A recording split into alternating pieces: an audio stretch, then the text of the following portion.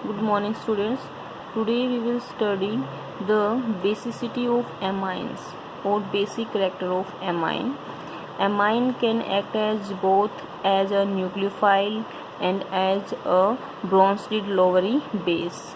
It is because the nitrogen atom in amine contain lone pairs, and because of these lone pairs it can act as a nucleophile, means nucleophile is nucleus loving species.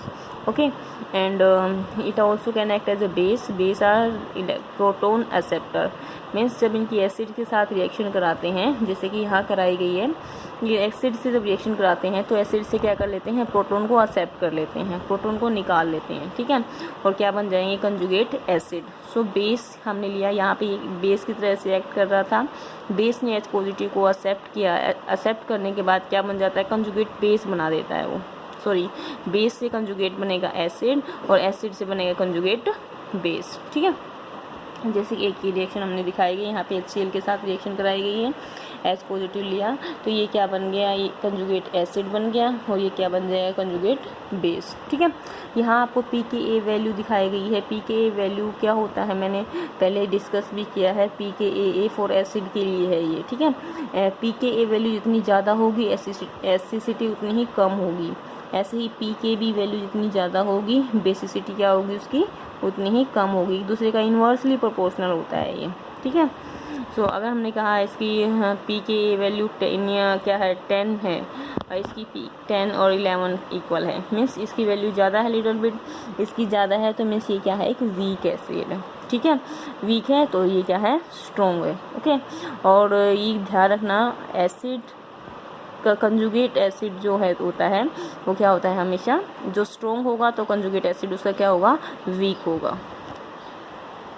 Next यहाँ पे हमने लिया गया है कि amines are protonated. अभी हमने पढ़ा है कि एमाइंस क्या कर सकते हैं, प्रोटोनेटेड हो जाते हैं इन एक्वस एसिड में के साथ जब भी वो रिएक्ट करते हैं, और इस तरीके से इसकी इस प्रॉपर्टी की वजह से इसको हम सेपरेट भी कर सकते हैं easily by using the separatory funnels. अगर हमारे पास कोई मिक्सचर है दो कंपाउंड्स का, जैसे कि हम यहाँ आगे एग्जांपल में पढ़ेंगे, हेक्सेनामीन हो गया, साइक्लोहेक्सेनोल हो गया, ठीक है, एक मिक्सचर है, इनको हमें सेपरेट करना है, तो सेपरेट इस प्रॉपर्टी की वजह से हम इनको सेपरेट कर सकते हैं. वो कैसे करेंगे अब पढ़ेंगे. अब देखिए पहले इसको, तो उसके लिए हमें क्या करना है कि देखिए यहाँ पे हमने लिया साइक्लोहेक्सेन अमीन, जब इसकी हम एसिड के साथ रिएक्शन कराएंगे तो क्या बन जाएगा, साइक्लोहेक्सेनियम आयन बन जाएंगे और एक क्लोराइड आयन बन जाएगा, ठीक है. तो यहाँ पे आप देख रहे हैं this is insoluble in water. ये क्या होता है, इनसोल्यूबल होता है वाटर के अंदर और सोल्यूबल होता है ऑर्गेनिक सॉल्वेंट में. मान लो हमने CH2Cl2 लिया है तो उसके अंदर क्या होगा, ये सोल्यूबल होगा. लेकिन इसके अंदर जैसे ही हम HCl डालेंगे, HCl डालने के बाद ये इट कन्वर्ट इनटू आयंस में टूट जाएगा, आयंस में टूट जाएगा तो अभी ये क्या होगा, ये जो इसका प्रोडक्ट बना है that will be soluble in water. ये वाटर के अंदर क्या होगा, सोल्यूबल होगा और इनसोल्यूबल होगा किसमें, ऑर्गेनिक सॉल्वेंट में. Okay, on the basis of this property we can separate the amines from any another compound mixture. जैसे कि ये हमने कहा एक मिक्सचर है दो कंपाउंड्स का, इसको हमें इनको सेपरेट करना है. सेपरेट करने के लिए हम क्या करेंगे, पहले ही दोनों को डिजोल्व कर लेंगे किसी ऑर्गेनिक सॉल्वेंट के अंदर, ठीक है. ऑर्गेनिक कर लिया, कर लेने के बाद क्या होगा, उसके अंदर डालेंगे हम HCl, डाइल्यूट HCl डालेंगे, एक्वस HCl डालेंगे तो हम देखेंगे जो हमने एक फनल के अंदर डाला है, जैसे ये फनल दिखाई दे रही है, फनल के अंदर डाला, पहले हमने डाला CH2Cl2, इसके अंदर हमारा दोनों सपोज करिए दिस इज A और दिस इज B, ठीक है.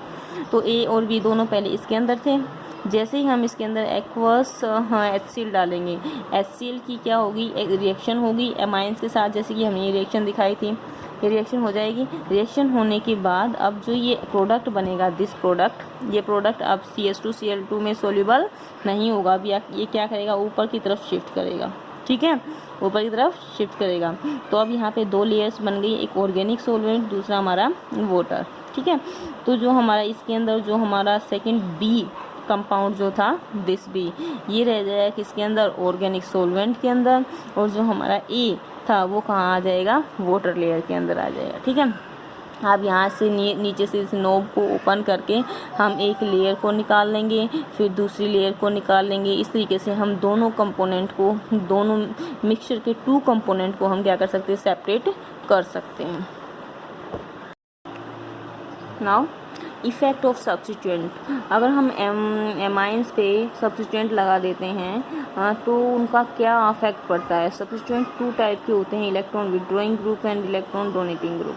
सपोज करिए हमने इलेक्ट्रॉन विड्रॉइंग ग्रुप लगा दिया। इलेक्ट्रॉन विड्रॉ करना मीन्स इलेक्ट्रॉन्स को खींचना, इलेक्ट्रॉन्स को खींच लेगा। खींच लेने से एमाइंस के ऊपर क्या हो जाएगा, इलेक्ट्रॉन डेंसिटी कम हो जाएगी। इलेक्ट्रॉन डेंसिटी कम होने की वजह से ये प्रॉपरली बेस की तरह से बिहेव नहीं कर पाएगा, मीन्स बेसिसिटी क्या हो जाएगी, डिक्रीज हो जाएगी।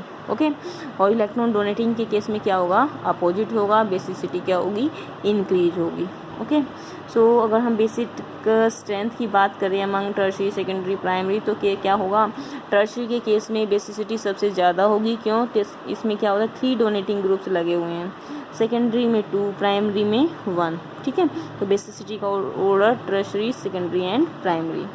But this order is in aqueous, non-aqueous medium or gaseous phase. Okay, not in the aqueous phase. aqueous में क्या होगा, इसका ऑर्डर बिल्कुल ही डिफरेंट हो जाता है, कुछ भी फिक्स नहीं होता है उस केस में। ठीक है, सो उसके बारे में हम डिस्कस करेंगे नेक्स्ट वीडियो में। Okay, bye bye.